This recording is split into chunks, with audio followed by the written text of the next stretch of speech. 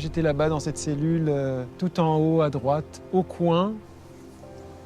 Quand je montais sur le lit superposé qui me permettait d'accéder à la fenêtre et que je me collais au barreau, j'apercevais le petit espace vert dans lequel on est actuellement. Et mon rêve, c'était de me retrouver dans cet espace vert à pouvoir regarder la prison de ce côté-là du mur. On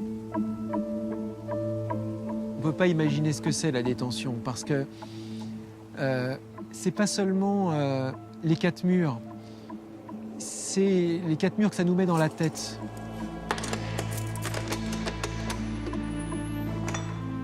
J'ai eu un moment de crise, même d'angoisse. Je me retournais dans la cellule, j'étouffais. J'avais l'impression d'une espèce de dragon à l'intérieur, en mouvement qu'on ne peut plus contrôler. On se dit, mais tous les matins, mais je ne devrais pas être là.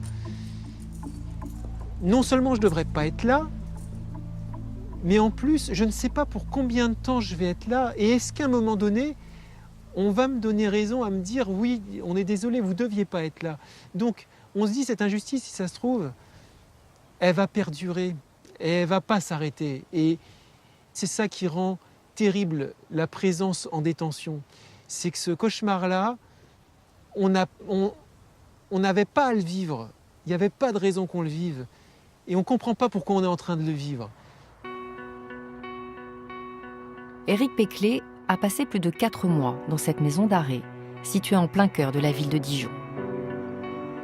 Derrière les murs de cette prison vivent plus de 200 détenus, incarcérés le temps de l'instruction ou attendant d'être jugés. Ils sont ce qu'on appelle des prévenus, c'est-à-dire des personnes en détention provisoire. En France, ils représentent près de 30% de la population carcérale. Parmi eux, des citoyens innocents envoyés en prison pour rien, par une justice parfois trop pressée d'arrêter un coupable. Car les emprisonnements abusifs ne concernent pas que des affaires célèbres, comme celle de Patrick Dils ou des accusés d'Outreau, victimes de grandes erreurs judiciaires. De nombreux anonymes, dont le calvaire n'est pas médiatisé, connaissent eux aussi l'injustice de la justice.